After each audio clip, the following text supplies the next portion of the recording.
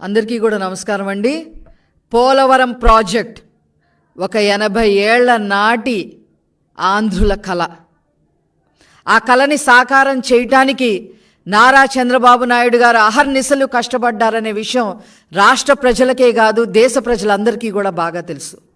44 ఏళ్ల క్రితం టంగుటూరి అంజయ్య గారు పోలవరానికి శంకుస్థాపన చేశారు తప్ప ఒక్క అడుగు కూడా ముందుకెళ్ళింది లేదు.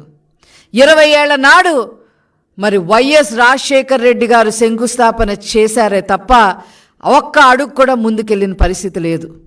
ఏదో పోలవరం ప్రాజెక్టుకి నేను ముందుకు తీసుకెళ్లాను అని చెప్పడానికి ముందు కాలువలు తవ్వేసి మట్టిని మింగేసి మొబిలైజేషన్ అడ్వాన్సులు పేరుతో కమిషన్లు నొక్కేసిన హీన చరిత్ర వైఎస్ రాజశేఖర్ రెడ్డిది. అలా ఆ పోలవరాన్ని కమిషన్లతో తినిపారేసి జలయజ్ఞాన్ని కాస్త ధనయజ్ఞంగా మార్చేసి 1000 కోట్లు మింగేశారు రాజశేఖర్ రెడ్డి కుటుంబం. తర్వాత నారా చంద్రబాబు నాయుడు గారు ముఖ్యమంత్రి అయిన తర్వాత 2014లో ఈ పోలవరం ప్రాజెక్టుని ఆ యొక్క కళని సాకారం చెయ్యాలి, నిజం చెయ్యాలి అనే ఉద్దేశంతో పోలవరాన్ని పరుగులు పెట్టించిన ఘనత నారా చంద్రబాబు నాయుడు గారిది. 72% పోలవరం ప్రాజెక్ట్ని పూర్తి చేయటం జరిగింది. ఒక్క రోజులో 35,000 క్యూబిక్ మీటర్ల కాంక్రీట్ని నారా చంద్రబాబు నాయుడు గారు వేయించడం జరిగింది. ఒక గంటకి 13,080 క్యూబిక్ మీటర్ల కాంక్రీట్ని ఆ రోజు పోలవరం ప్రాజెక్టులో చేయించడం వల్ల గిన్నీస్ బుక్ ఆఫ్ రికార్డ్స్కి కూడా ఎక్కడం జరిగింది. రాష్ట్ర చరిత్రలోనే కాదు, దేశ చరిత్రలోనే కాదు, ప్రపంచ చరిత్రలో కూడా ఏ నాయకుడు ఒక సాగునీటి ప్రాజెక్టు కోసం ఇంత శ్రమ పడలేదు.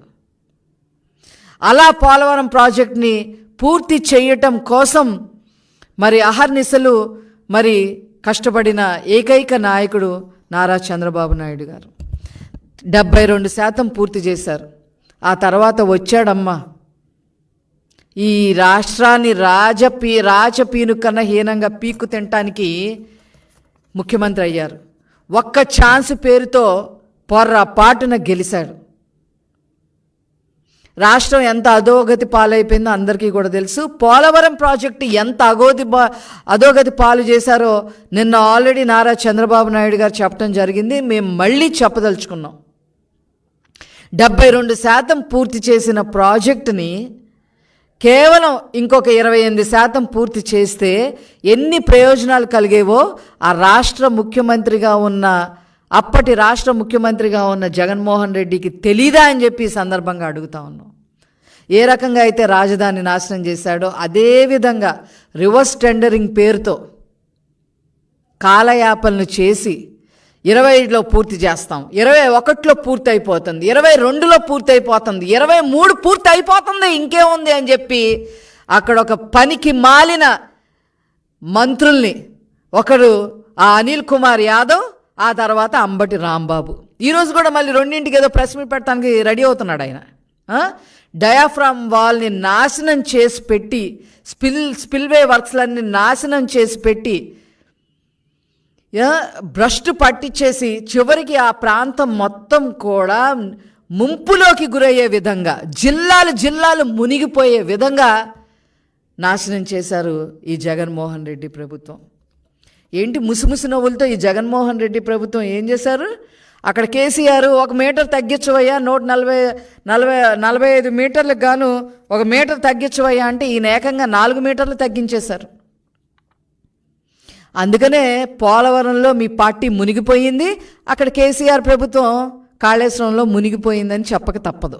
ఆ పార్టీ ఇంత దారుణంగా చేసిన వీళ్ళకి మరి ఏ గతి పట్టుద్దో ప్రజలే చెప్పాల్సిన అవసరం ఉంది అని చెప్పి ఈ సందర్భంగా తెలియజేస్తా ఉన్నా. ఏంటి పోలవరం? ఇంకా కొత్తగా వచ్చిన యూత్కి కానీ కొత్తగా వచ్చిన ఓటర్స్కి కానీ తెలియాల్సిన అవసరం ఉంది అని చెప్పి ఈరోజు తెలుగుదేశం పార్టీ తరఫున మేము భావించి ఈరోజు కొన్ని విషయాలు మేము ముందుకు తీసుకొస్తా ఉన్నాం. ఈ పోలవరం గనక పూర్తి అయితే సాగునీటి సౌకర్యం మరి 7,20,000 ఎకరాలకి సాగునీటి సౌకర్యం కలుగుతుంది.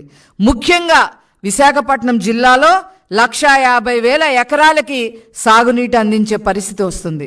తూర్పుగోదావరి జిల్లాలో 2.5 లక్షల ఎకరాలకి సాగునీటి సౌకర్యం వచ్చే అవకాశం ఉండేది.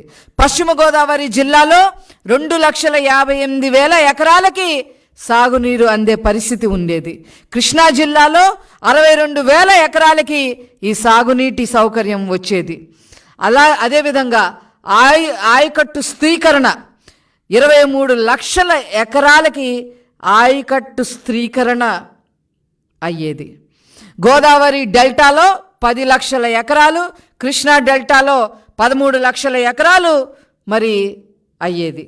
తాగునీటి సౌకర్యం 4 జిల్లాల్లో, ఉత్తరాంధ్రలో 48 మండలాల్లో 550 గ్రామాలకి సాగునీటి అందే సౌకర్యం ఉండేది.